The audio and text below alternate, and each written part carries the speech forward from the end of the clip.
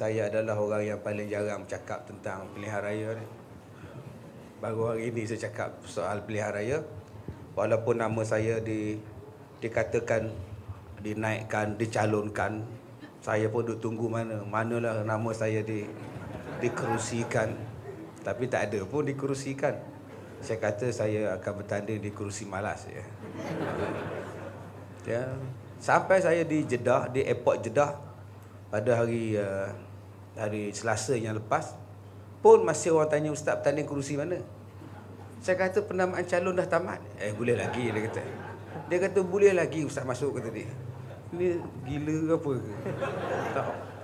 Jadi saya tertarik dengan apa yang Datuk Nazim sebut, apa yang Datuk Siddiq sebut pada kita tadi tentang sifat kita.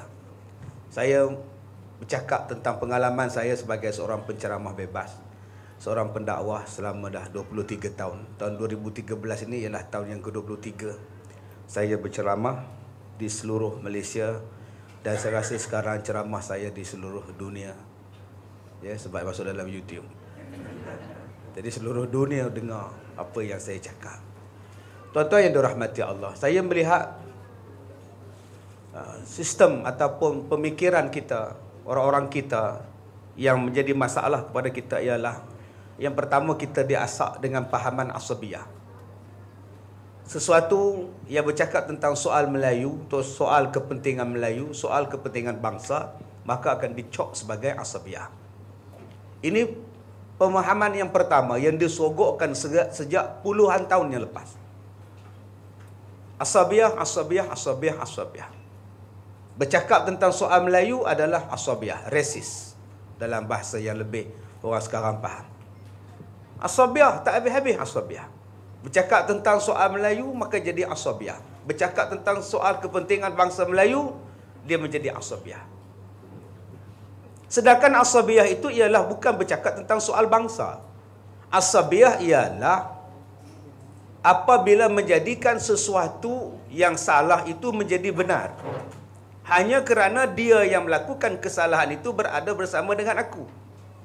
Dia adalah kumpulan aku, dia adalah geng aku, dia buat salah, dia adalah benar.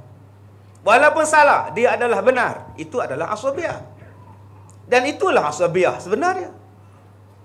Saya selalu bagi perumpamaan, saya ini orang pendalaman.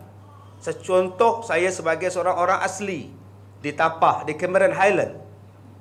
Saya masuk dalam kampung saya asal pada kampung yang susah. Saya belajar jadi pandai, saya jawat jawatan yang besar, saya balik kampung.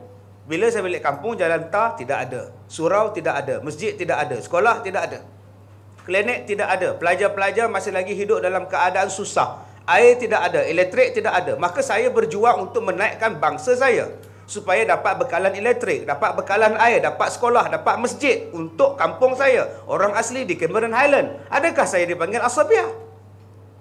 Adakah perjuangan untuk menjadikan bangsa saya setanding dengan bangsa orang lain itu dipanggil asabiyah? Tidak.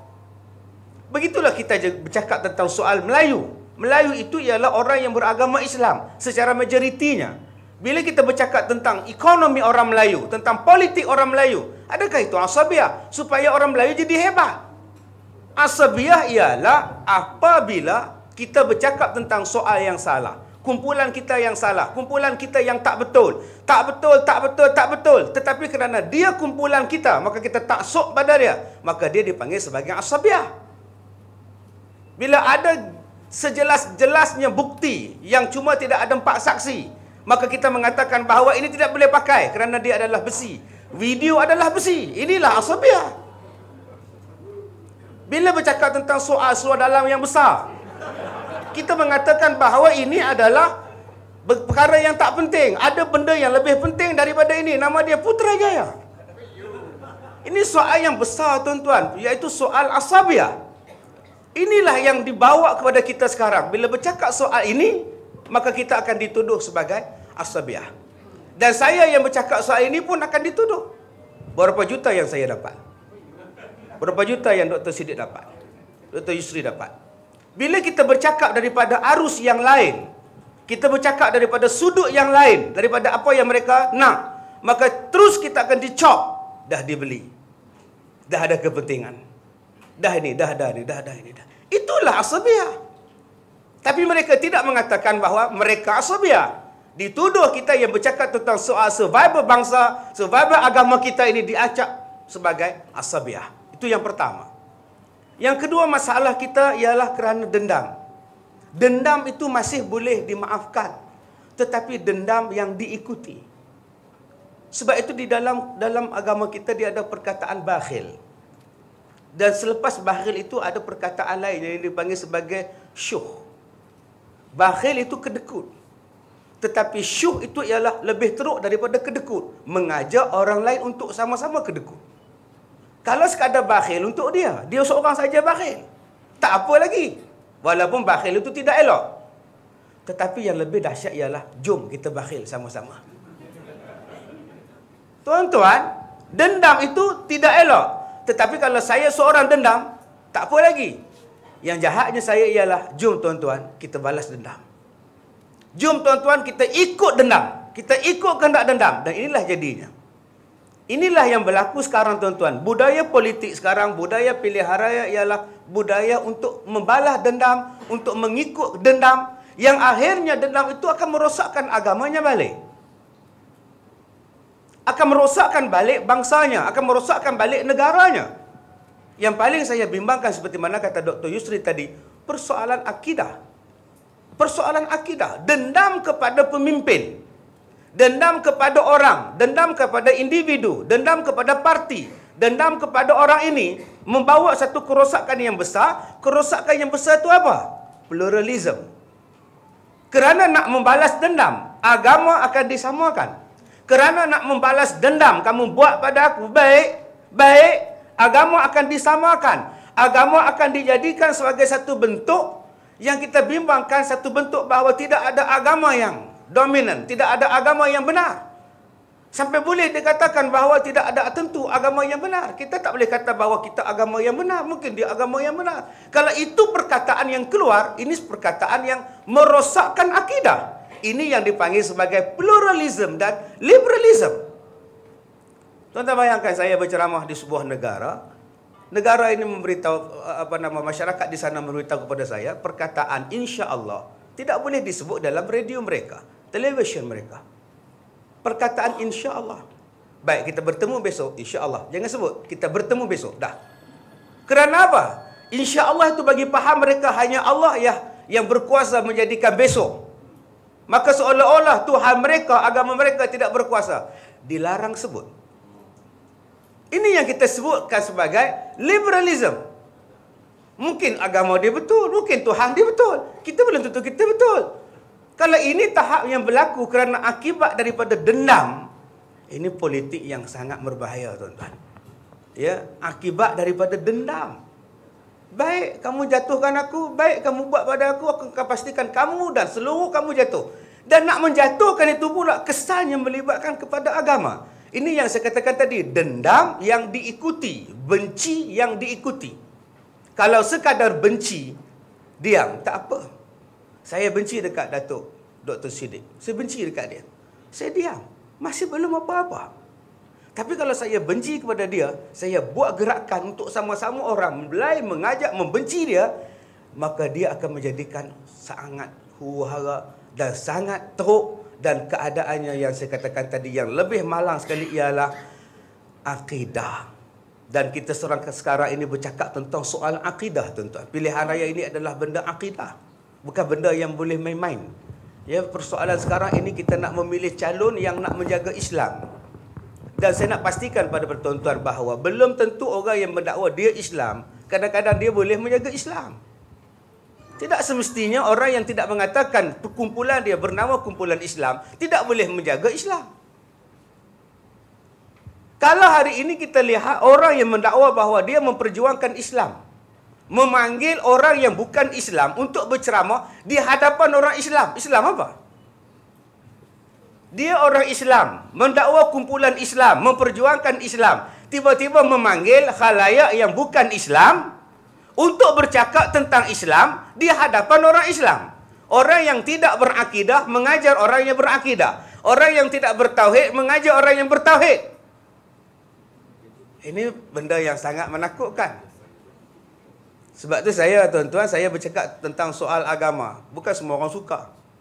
Sebab tu saya pernah mengatakan bahawa kalau saya menjadi Kik Siang lagi bagus, ceramah saya akan disambut dengan takbir.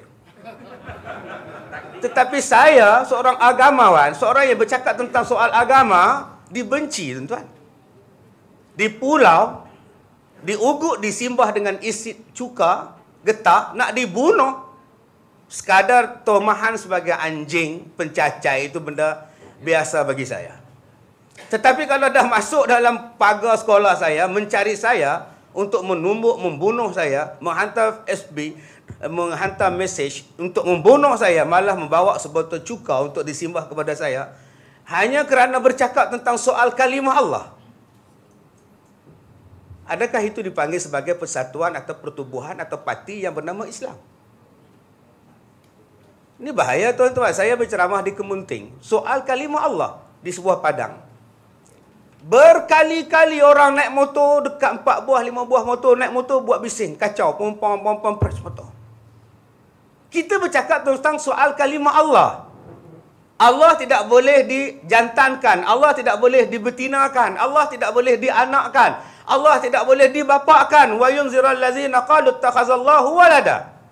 Ma lahum bihi min ilmin. Tuan-tuan balik buka dalam suratul Kahfi itu. Allah bagi peringatan kepada orang-orang yang mengatakan bahawa Allah itu ada anak. Allah bagi peringatan, ma lahum bihi min ilm. Mereka itu tidak ada ilmu. Wala li abaihim, mak bapak mereka atau nenek mereka pun tidak ada ilmu tentang itu. Kaburat kalimatan takhruju min afwahihim in yaquluna illa kadzibah. Sangat besar kata-kata mereka, sangat besar fitnah mereka yang mengatakan Allah ada anak. Apa yang mereka cakap itu pun bohong belaka. Saya bercakap, kenapa ada orang Melayu yang membenarkan, yang bersetuju Allah itu dianak atau dibapakan? Allah tidak boleh ditranslate dalam apa jua perkataan bahasa dan sebagainya. Saya bercakap tak boleh, tak boleh. Ada seorang ahli parlimen hantar mesej pada saya, dia kata, Ustaz, kalimah Allah bukan nama Tuhan. Kalimah Allah itu ialah kalimah bahasa Arab yang membawa maksud Tuhan. Ini tangan dalam bahasa Melayu. Yadun dalam bahasa Arab.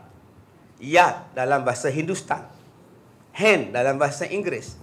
Yadun, tangan, yad, hand. Benda yang serupa, iaitu tangan.